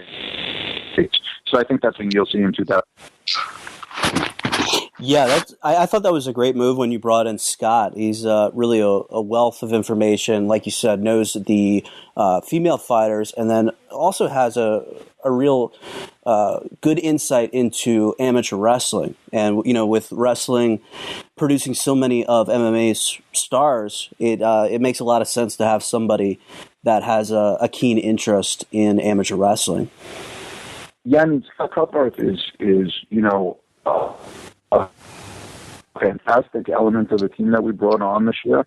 I have nothing but pious praises for him. I mean, if you look at where Titan started a year ago, they didn't have a TV deal. They weren't on Access TV anymore. I basically bought just the guts of the company. I left the shell behind and just bought the guts. And they had no fighter contracts, So Joe Wooster was there. Joe came with me. I secured a deal with CBS Sports Network. We put on 6 amazing shows, brought on Scott Cupworth, brought on Lex McMahon, brought on Rhett Butler. Rhett Butler was Burt Watson's second at the UFC, and was Golden Boy Promotions, has done Strike Force, Back of the House, and Lex McMahon's my longtime business partner. He runs Alchemist Management, also is the COO now of Titan, and we're continuously bringing people on. We brought Eric Talent on, who was a producer for UFC, and he's now producer for Titan. So Titan has been growing just at an exorbitant rate. You look at the fighters, just this week, we signed Cody Bollinger, we signed Pat Healy. The company is growing and growing and growing. And I just look forward to just an explosion of 2015, and it's exciting, really exciting. Jeff, just getting back to the over-the-top digital platforms that are out there. Of course, the one that MMA fans would know the most about is Fight Pass. Would you be open to a partnership with the UFC where Titan can be seen on Fight Pass? Because the only reason I ask that is because I know you have a very positive relationship with UFC where your fighters have a UFC opt-out clause. Yeah, I mean, I would be open to talking to UFC about, Titan going on Fight Pass. Like you said, we do have a very strong relationship. We give all our fighters a Zuffa out clause, which I truly believe is the reason why Titan has grown so much and has been rallied upon by fans and fighters as really the de facto go-to place for, the best young prospects and the best vets that are coming out that want to work their way back into Zuffa at some point. So because of that, I think it separates us a lot from other promotions. And we don't just say it, we do it, Brian. Like, you and Tom, I'm sure you guys remember the Ben Saunders incident this year. It was 12 days before a main event, and I released Ben Saunders to go back to the UFC, and Ben goes and secures and, wins his fight. I think he got submission of the year, and that's what we're here for. The truth is we're here for the fans. We're here for the fighters. We want to see the best fights happen. And the truth is we're fans. So we're doing this with the best intentions to provide the best platform and the best product. Now, Jeff, that's, obviously as a fighter myself, hearing you put the fighters and the fans first, that's something as a fan that I've looked forward to, throughout the history of MMA. And it's great to hear a CEO, and somebody running a company say that. Now, to change gears a little bit, your past event this past month was up in Lowell, Mass. Is that correct? Yeah. Mm-hmm. And, maybe not, perhaps he wasn't the headliner, but Rick Hahn was one of the guys high up on the card. Do you see yourself, and he's from that area, do you see yourself kind of moving in that direction where you're using, locally built up stars in certain areas to kind of boost ticket sales and, drum up interest for the events in the local areas? The truth of the matter is, Tom, that situation was kind of lightning in a bottle. Rick was released from Bellator, I think probably 6 weeks before that show went off, maybe a month before that show went off. We happened to be able to negotiate a deal with him. I think Rick Hahn is a fantastic fighter. I think he's one of the top lightweights, certainly a top 15 lightweight. And he was somebody that I wanted on the Titan roster. And the fact that he just happened to be from that location was clearly coincidental. I didn't go after Rick Hahn because he was, 5 minutes away from Lowell, Massachusetts. I went after Rick Hahn because I think he's got a lot of gas left in that tank. I think Rick is going to string together, some great fights, and I look forward to Rick either challenging for the Titan fighting title or continuing his path, whatever that may be. Yeah, and Jeff, I know you touched upon it earlier, but if you could just tell us a little bit more about Aerofest in Mobile, Alabama, the dates, and some of your partners. I saw that Gary Sinise, very famous from Forrest Gump, Lieutenant Dan, is heavily involved in that festival. Yeah, the Gary Sinise Foundation is very heavily involved. The Gary Sinise band, his band will actually be playing at the event. There'll be 45 bands over a few days. There'll be, all sorts of hero games. There'll be training the troops. There'll be Titan involved in fitness activities, and it'll be, the food vendors. Just in the mobile transit departments behind it all, and it's just this amazing get together. And the coolest thing is all proceeds go towards wounded veterans. Which there are 4 different groups behind this that are all involved, and all the funds are going to go to fund those organizations, which is awesome. So, I mean, it's something that I'm expecting and they are just a massive turnout. And it's going to be a bunch of days, and Titan's going to be down there the whole time, doing events and really working hand in hand with them, and culminating on a Titan Night of Champions. So, yeah, the Night of Champions, that's with 4 title fights, right? Yeah, and it'll actually be in an airplane hangar. There'll be veterans landing on a plane, and wounded vets getting off the plane and coming and taking their seats. And it's just going to be an amazing moment. For sure. Tom, you have anything for Jeff? Well, I was actually trying to find, finding out that this place is in Mobile, Alabama, or the event is in Mobile, Alabama.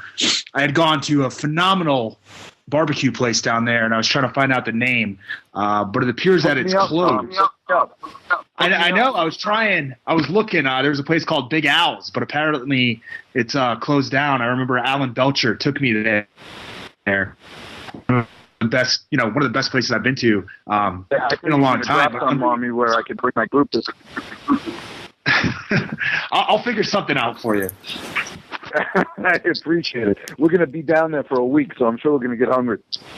Oh, yeah. Well, I don't know if you've ever sampled much of the Cajun cuisine, but I'm sure you'll get some of it there. But I can recommend boudin balls from, pretty much anywhere. I believe that's how you say it. Yeah, no, I actually love teaching food, so I'm down. Yeah.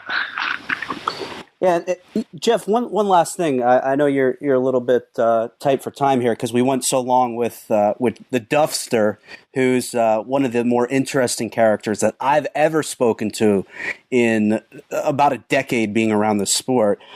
But he's always taking my spotlight, Duffy. Always. Yeah, he blew your spot, took your time, and every time we tried to get rid of him, he was just like, "Oh, why are you doing that? You're hurting my feelings." And he's like, "Yeah." Then he sends me. He was like, "Yeah, I'm just eating up your time right now." Oh, thanks, stuff.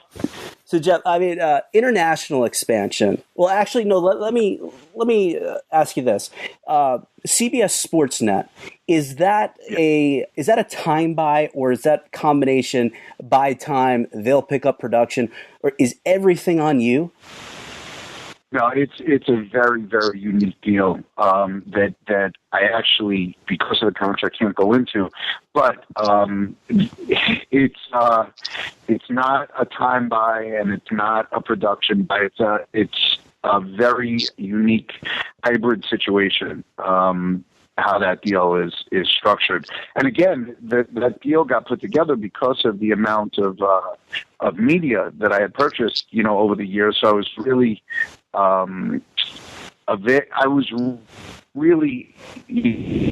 able to put together a deal with them, and I think worked extremely well. And so far it's been great. The first leg of it, is almost over. We have the option for the next leg of it, and it'll be interesting to see what decision I make. It's just, the company has grown so much, Brian, that the offers that are coming in now are so substantial that I'm sitting back right now, really going through each one of them and making a decision on how we want to play this out. Wow, that's exciting. I mean, that's great for the sport because UFC and Bellator are strong, and it's good for these guys to have options. To be able to make a living being a fighter. Yeah, absolutely. And with the things that we're doing now, it only allows me and helps me to help the fighters. And that goes the same with new sponsors that are coming on board and new deals that are being structured. And the company, like I said, is really, really strong, really doing well. And I would venture to say, in the amount of time that we've been around, since I took over the regime, if you look at what is happening with Titan versus any other promotion in the country, I would say we've had more movement and more growth than anybody else. You never see a fighter saying the bad thing about Titan ever. Everybody is happy to be fighting for Titan. They love fighting for Titan. We've gone from obscurity into the number 3, number 4 promotion in the country, depending on who you ask. It's been a pretty miraculous ride for not even a year. Yeah, for sure. I mean, I would say 3. I mean, World Series of Fighting is seemingly headed in a not so good direction. So, yeah, right. I would definitely say that you're right there at 3. So think about that. That's coming out of basically on from a national level, complete obscurity. And you look at the roster and the guys that are on it. I mean, it's pretty substantial. Yeah, for sure. For 1 year to have the promotion and to be at this point is, definitely it says a lot about you and your staff, the way that you've been able to put everything together. But Tom, you have anything for Jeff before we let him go here? No, I was just wondering, for the people, I guess there's 2 questions. For the people out there who are like myself and semi-retarded, I've heard you mention this a few times, that you were one of the biggest buyers of media. Can you just explain what that means, Jeff? Yeah, I founded Cash for Gold. Cash for Gold was 2008, 2009, 2010, and 2011, I believe, the largest buyer of direct response media in America. Our commercials were on 24/7. We did a Super Bowl commercial in 2009. And I was involved with all the networks, all the radio stations, all of that stuff. So being able to formulate a TV deal that made perfect sense for the promotion and for what our needs were, was something that was right up my alley. Perfect. Okay, yeah, that kind of explains it a little bit. I guess just the terms kind of threw me off there a little bit. Not being an insider like yourself and Brian, I'm left wondering on some of the times. And on the other side, the second question I have is, and you may have the answer for this, you may not. Do you know exactly how many guys you have under contract, or about a rough estimate? That's really Scott Cutbirth, and it's a loose question, but yeah, I'm going to guess between 50 and 60. Between 50 and 60, and running shows about monthly, or around that kind of schedule, 10, 12 shows a month, or 10 to 12 shows a year, excuse me.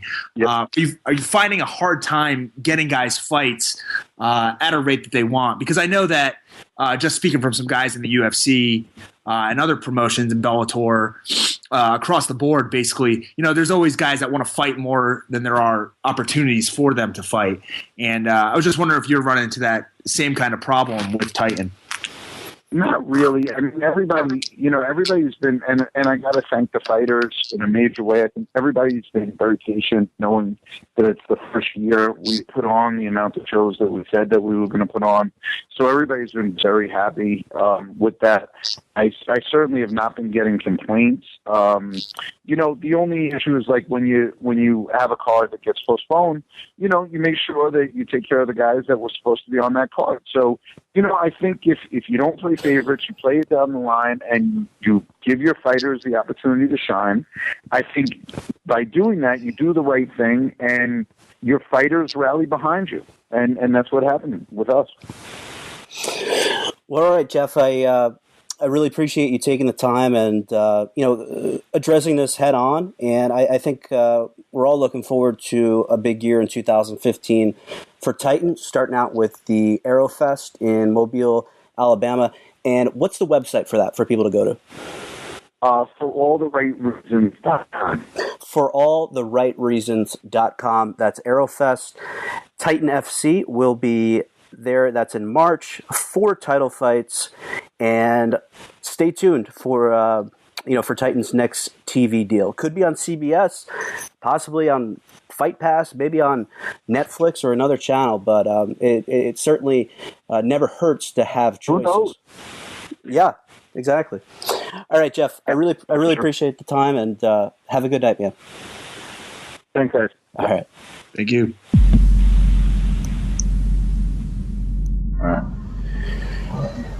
All right, everyone. Welcome to the FRB show. I have a very special guest today. He's a world champion, the Bellator featherweight world champion. His name is Patiricio Pitbull. He's 22-2, I believe, and he's joined with his manager, or one of his managers, and translator, Matias Aquino. What's up, guys? Hi, Brian. Hey, Brian. Hey, Pitbull. So I just wanted to, I was reading up a little bit on your background, and it said, you spent some time at Shoot to Box and then made your way over to Team Nogueira. But I know now that you have your own team. So what's your current training situation? Just kind of take us through your training time as a pro fighter. Isso que estava vendo sua história, né? Que você teve um tempo na Shoot Box e depois foi para Nogueira, mas agora você está no seu próprio time. E ele quer saber como é a sua situação atual, como são seus treinos hoje em dia. Quando eu fui na Shoot Box e fui para Nogueira, foi apenas por ter um grande centro, mas meus treinos sempre faço por aqui, em Natal. E agora eu pude fazer um verdadeiro centro de treinamento, que no Brasil que as coisas são mais difíceis. Tinha que antigamente viajar para outros cidades maiores para poder ter um suporte melhor, mas mesmo isso é diferente. E agora estou em casa, tudo melhor, tudo está melhor. When I went to shoot box in Tinogueira was because I needed to be a part of a bigger structure, but my toughest training has always been here in Natal. And now I made my own team. I was able to bring everything that I need, and I have everything that I want in order to prepare. So who else do you have there at the Pitbull Brothers gym? Quem mais está na academia Pitbull Brothers? Eu, irmão, Beto, Jason, Ronaldo, De Silva, Rodrigo, sei lá, me, my brother, Beto Correia from UFC, Ronnie Jason, Fábio Maldonado, Douglas De Silva, who's fighting next month in the UFC as well, Leandro Igo, and several up-and-coming guys that he hopes to introduce in the near future. Wow, so that's a really good room that you've developed there. You know, I always got confused. It seems like Ed Soros and George, I don't know how to say his last name, so I won't even try. But Guimarães. Yeah, right. I'll take your word for it. So basically, they seem to be like the United States representative for some of these Brazilian fighters, that they kind of handle them in the United States, but then they also have a manager in Brazil. So like that happened with Aldo and I think Junior. So, like, how does that work? Like, what's the arrangement? Like, how does it benefit the fighter to have two managers? Ele falou que, pelo que eu entendo, né, Ed e Joinha são meio que os representantes dos lutadores dos Estados Unidos, mas geralmente o pessoal que está com ele, eles têm um representante no Brasil, tem um empresário no Brasil. E ele quer saber como isso funciona para o lutador e como é essa questão de você ter dois grupos de empresários, né, no caso eles e eu. Tudo não pode ser claro. A carreira, você complementa o que você quiser para falar. Não, vou dizer o quê? Você fala a mesma coisa que os caras têm que fazer. Você acha dos caras? He told me to complement what he said because everything is to his benefit. In my relationship with Joinha and Ed, we complement each other's work. You know, everyone has each responsibilities, and since I'm here with him in Natal as well, so I can take care of more of his life stuff, small things and big things, and they take care of things like contracts and negotiation with Bellator. Okay, yeah. Well, that makes sense. Now, I know you got a big fight coming up January 16th in Temecula, California, against Daniel Strauss. And if you could, tell us a little bit about the first fight in 2011 that you won a unanimous decision. Ele falou que você vai lutar no dia 16 contra Daniel Strauss, e se você puder, para falar um pouco sobre a luta de vocês, né, em 2011, que você venceu por decisão unânime. Foi uma luta dura, chegamos a achar que ia me dominar e fazer sofrer por 15 minutos, e eu fiz ele sofrer por 15 minutos. Eu mostrei a ele que o jogo de grappling também é duro. Até então, acho que poucas pessoas não viram lutar nessa parte, mas nas vezes que fui nessas áreas lutar, eu consegui domínio total. Né? Teve a minha história pela turma contra o meu Romero, que eu finalizei em poucos segundos no primeiro round. Ele também teve muita parte de sombra e queda. Eu também dominei os 15 minutos. E contra Fabrício Guerreiro, então a Daniel Strauss sabe disso. Talvez ele venha com uma estratégia diferente nessa nova luta, mas eu estou preparado para tudo. Também consciente do que pode vir. Daniel Strauss, before the fight, he said he would dominate me for the 15 minutes, and I was the one that dominated him all the time. He didn't expect me to be so much of a good grappler, but I believe because people haven't seen me doing that much, but in my first fight with Romero, I submit him very early. I was easily took him down. With Strauss as well, he didn't have any luck with me during the grappling and wrestling exchanges. And recently, everyone has seen me against Fabricio Guerrero, so I think Strauss might have a different strategy this time, but I'm ready for everything he can bring, and I can bring a few things for him too. Sure. Now, you obviously think that you have the advantage in the stand-up, and you did out-grapple him. Do you still think that you have that advantage? Because his background is American wrestling. Você com certeza acha que tem a vantagem na trocação. Brian, can you repeat the end of the question after you talk about the striking? Yeah, I just said that it's pretty clear that Pitbull would have the upper hand with the striking, but his background is wrestling. So does Pitbull still believe that he has the advantage with the wrestling, even though he doesn't come from a wrestling background in Brazil? Se você com certeza sabe que você tem a vantagem na trocação e o forte de Strauss é wrestling, você ainda acha que nessa luta você vai ter a vantagem no wrestling contra ele, mesmo você treinando aqui no Brasil? Da última vez eu tinha muito pouco conhecimento do wrestling, eu nunca tinha treinado com um treinador que era americano, que passou muitos anos treinando wrestling, eu nunca tinha treinado na minha frente com algumas pessoas aqui no Brasil que sabia pouca coisa desse aspecto da luta, e desta vez eu já venho aí há alguns anos treinando. Meu treinador é o Aronson, ele agora está na minha casa, faz quase 50 dias que ele está aqui, mas o meu jogo agora está bastante sólido, nos treinamentos eu venho mostrando uma enorme diferença. O meu strike eu melhorei alguns pontos, talvez eu tenha alguma mais de erro que podia ser observado por Strauss, mas eu estou bem treinado, eu penso bem, estou forte e rápido, e ele vai controlar desse. Last time we fought, I didn't really have much experience on wrestling. I didn't have anyone with experience to train me. There were some guys in Brazil that had a few knowledge of the art, but I didn't have the experience of training with a high-level wrestling coach.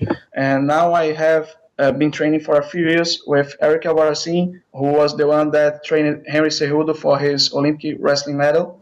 And he's been here in my house for the last 50 days. I brought him to Brazil to prepare me for a full camp, and I'm sure I have adjusted things in my game that will make it even more troublesome to Strauss. I've also developed my striking game, and I know it's a fight and everything can happen, but I think he's going to have a very big problem coming January 16. Matias, could you repeat the wrestling coach's name? I missed it. Eric Albarracin. Okay. Yeah, so he worked with Henry Cejudo in 2008? Yeah, he prepared Henry for the wrestling Olympics. Sure. Now, Pitbull, how are you going to win this fight? If you had to make a prediction, are you going to knock him out? Are you going to grind it out? How do you win this fight? Como você vai vencer essa luta? Se você tiver que fazer uma previsão, se você vai nocautear ele, vai finalizar, como você vai vencer essa luta?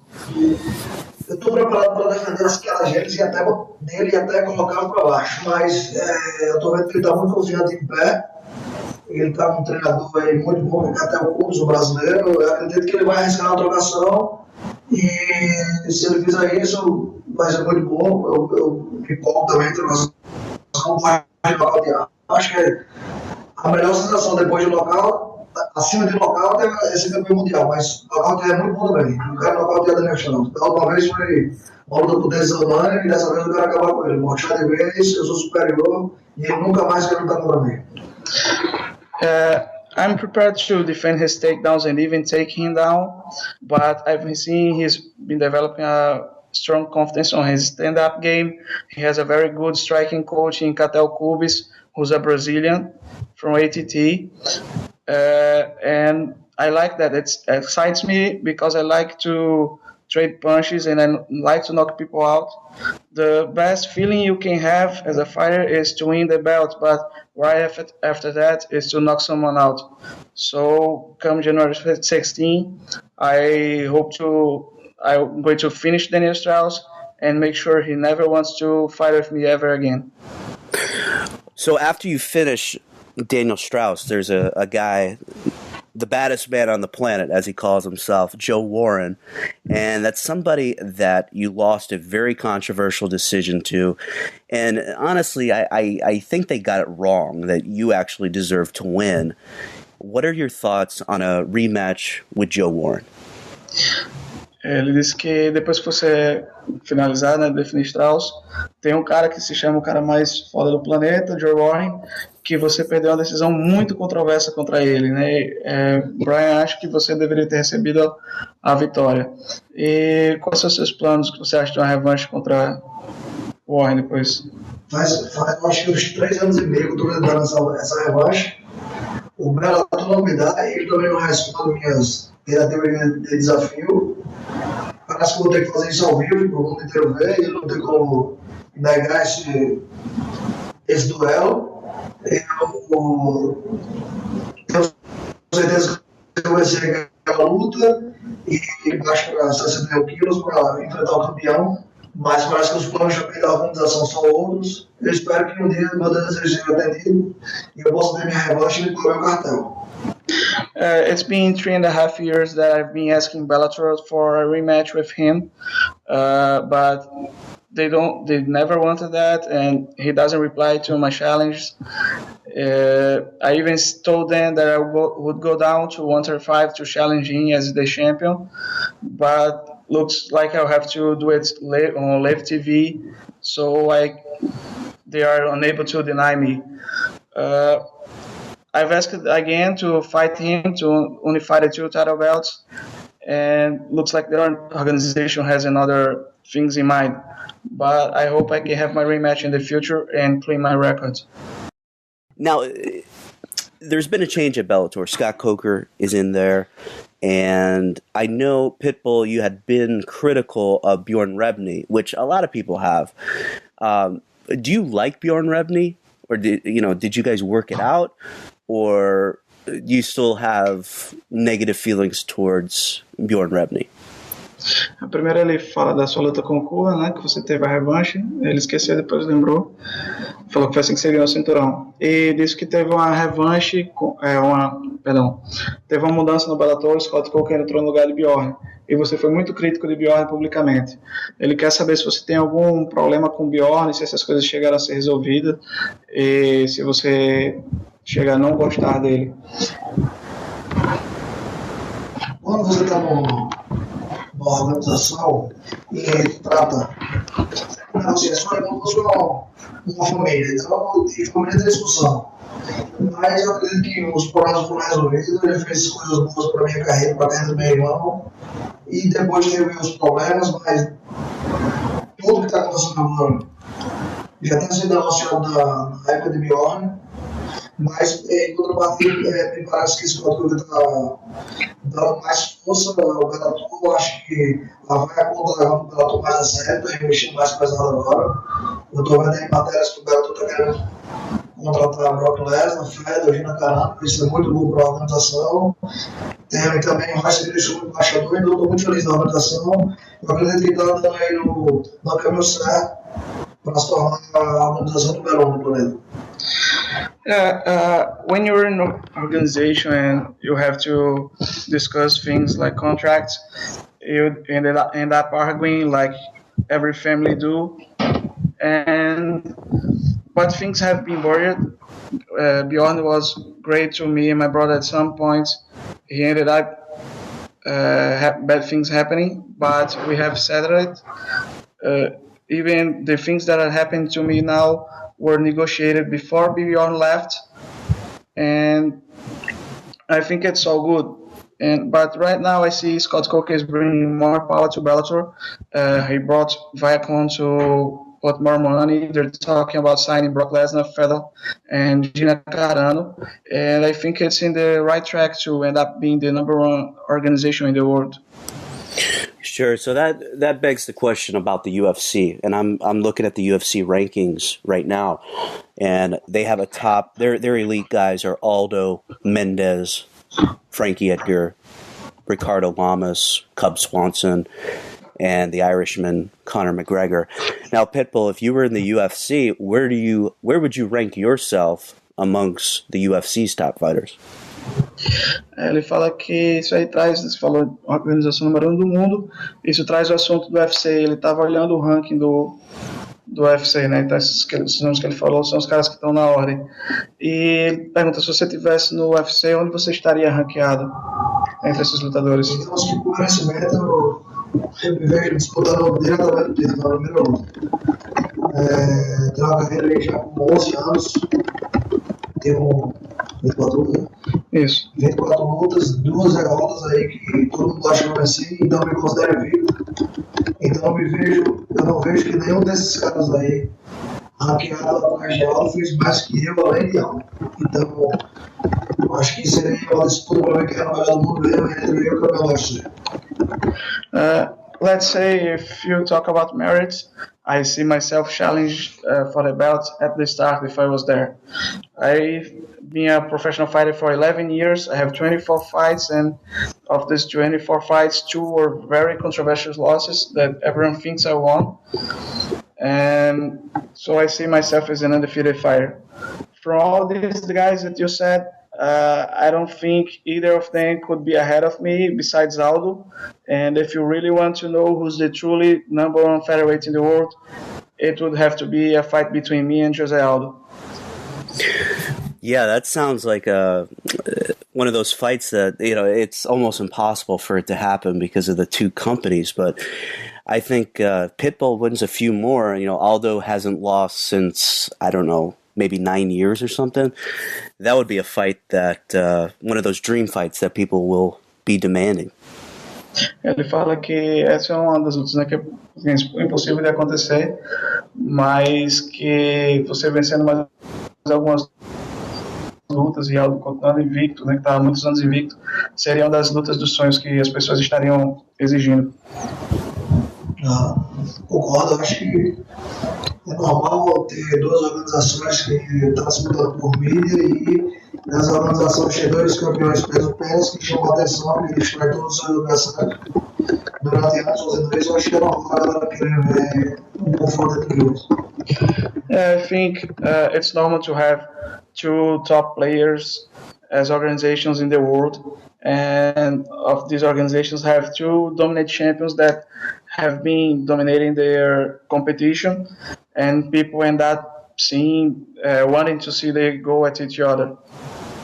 Sure. Yeah. It's been going on, since Pride in the UFC, and it'd probably be difficult to get the fight together, but to see Pitbull and Aldo in a cage together would be a great fight. Ele fala que é uma coisa, né, desde a época do Pride, que o povo fica falando de Pride UFC, e que é difícil, né, que isso aconteça, mas seria uma coisa muito, muito legal de se ter, você e Aldo lutando um dia. Eu acho que é muito lutar e deixar de ver esse meu nome achar como lutador da categoria. I really like to have to fight him someday and put my name at the top of the list in the history of the weight class. Right, so January 16th, it's Bellator 132, I believe. It's in Temecula, California. It's a Friday night. It's going to be live on Spike, and it's headlined by Patiricio Pitbull defending his world championship against Daniel Strauss. So definitely check that out. And Pitbull and Matthias, thanks for the time. And best of luck on the 16th. Should be a great scrap. And, thanks for the time. Thanks. Ele agradeceu pelo tempo, né, anunciou da luta e desejou boa sorte, né, no próximo confronto. Agradeço pelo espaço, é importante para divulgar nosso trabalho. E falo com ele que eu acho que essa luta aí não é obrigatoriamente acontecer dentro do UFC, a gente não sabe como é que está o mercado, então as coisas podem mudar da hora para outra, assim como vai demorar a lutação. Hoje quem é a lutação do UFC, a gente não sabe se o Bellator vai ser maior que o UFC ou se vai ser a lutação do Bellator e por quanto tempo isso vai acontecer. Então não tem a coisa certa a se dizer, isso não vai ter que acontecer na UFC, não. Pode ser que seja mudado também. First of all, he thanked you for the opportunity. It's how he gets his word for everyone to know him, and he returned about the possible super fight with Jose Aldo. It doesn't necessarily mean it has to happen in the UFC. At one point, Pride was the top organization in the world, and we don't know, the marketing is changing. We don't know if the UFC will remain the top dog for too much time, or if Bellator is going to surpass them. So this fight could be in the making, but not where people think it's going to be. Gotcha. Yeah, and what are some of Pitbull's sponsors, if he just wants to mention them for the upcoming fight?